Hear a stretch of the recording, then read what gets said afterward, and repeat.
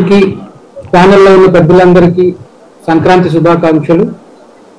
అయితే ముఖ్యంగా ఇక్కడ వెంట్రుకలు ఊడిపోతాయా, జుట్టే ఊడిపోద్దా, గుండె కొడతారా అనేది రాబోయే రోజుల్లో ప్రజలు తేలుస్తారు. 409 సెక్షన్ని కొట్టేయమని చెప్పి అడిగినప్పుడు, వర్తించదు అని చెప్పినప్పుడు దాని మీద ఎలాంటి రిలీఫ్ ఇద్దరు జడ్జెస్ ఇవ్వలేదండి. అలాగే చంద్రబాబు నాయుడు గారి రిమాండ్ అక్రమం అని కానీ లేకపోతే ఎంక్వైరీ ఆత్మని కానీ ఇద్దరిలో ఎవరూ చెప్పలేదు. అలాగే 120B అంటే కుట్ర కోణం కూడా ఉంది అనేది కూడా అక్కడ వాళ్ళు ఇద్దరు కూడా స్టాంప్ వేసి ఓకే చేయడం జరిగింది. సో ఇక్కడ ప్రధానంగా జరుగుతుంది ఏంటంటే అది 370 కోట్ల 30 కోట్ల 1 కోటి రూపాయల సమస్య కాదు, అవినీతి జరిగిందా లేదా అనేది మెయిన్ ఇంపార్టెంట్. ఈ కోణంలో ఎక్కడా కూడా చౌదరి గారు కానీ, శాంతి ప్రసాద్ గారు కానీ, చంద్రబాబు నాయుడు గారి తరపు లాయర్లు కానీ అందరూ కూడా ఎక్కడా అవినీతి జరగట్లేదు అని చెప్పట్లేదు. ఓన్లీ ప్రొసీజరల్ ల్యాబ్స్ జరిగింది, 17A తీసుకోలేదు అంటున్నారు. అంటే దీన్ని బట్టే వాళ్ళకి ఏంటంటే వాళ్ళకి ఎట్టి పరిస్థితుల్లో రిలీఫ్ రాదు అనేది ముందుగానే అర్థమైంది. తర్వాత ఏ కోర్టులో అయినా కానీ, ఏ కేసులో అయినా కానీ జరిగిన ఎన్ని పరిణామాలు చూసినా కానీ ఫస్ట్ అరెస్ట్ అయిన తర్వాత రిమాండ్ రిపోర్ట్ తీసుకొని వెంటనే బెయిల్ వేసుకోవడానికి ఏ లాయర్ అయినా వెళ్తారండి. అయితే చంద్రబాబు నాయుడు గారి అతి తెలివితేటలు, ప్రజల్లో సానుభూతి తెచ్చుకోవాలనే నాటకాలు, వీటి వలన ఆయన అసలు ఈ కేసే చెల్లదు అని చెప్పి ఒక డ్రామా నడిపారు.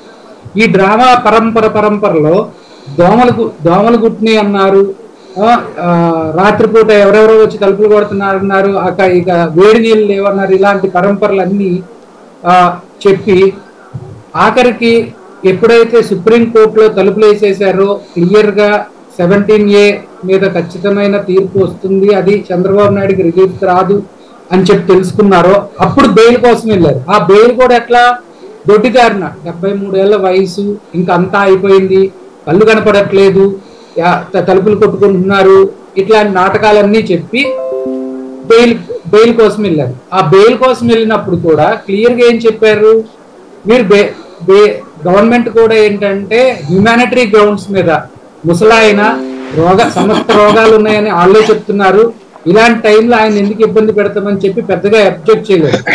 మామూలు ప్రొసీజర్ ప్రకారం ఏ కోర్టులో అయినా కానీ వరహర్రావు గారి కేసు తీసుకోండి, లేకపోతే ఇంకొక కేసు తీసుకోండి, ఎన్ని కేసులు తీసుకున్నా కానీ ఒక అక్యూజ్డ్ ఎవరైతే ఉంటారో ఆ అక్యూజ్డ్ బెయిల్ కోసం మెడికల్ గ్రౌండ్స్లో అప్లై చేసుకున్నప్పుడు ఒక మెడికల్ బోర్డ్ని కాన్స్టిట్యూట్ చేసి దాని మీద వచ్చిన డెసిషన్ని ఫైనలైజ్ చేయమని చెప్పి అడుగుతారండి. ఏది అపోజిషన్ తరఫున ఉన్న లాయర్స్ అందరూ కూడా. ఇక్కడ అలాంటి ప్రయత్నం కూడా గవర్నమెంట్ చేయలేదు. ఎందుకోసం అంటే ఆయన పట్ల ప్రభుత్వానికి హ్యుమానిటరీ గ్రౌండ్స్ మీద సపోర్ట్ చేయాలనే ఉంది.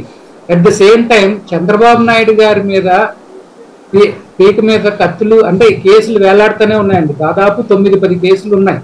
సో ఈ 17A వర్తించదని క్లియర్గా ఒక చెప్పేసిన తర్వాత ఇప్పుడు నెక్స్ట్ కేసులో బెయిల్ రావటము అక్రమం అని చెప్పి దాని మీద SLP వేసాము, సబ్జెక్ట్ టు కరెక్షన్. SLPనా మరి ఏమంటారో శాంతి ప్రసాద్ గారు చెప్పాలి.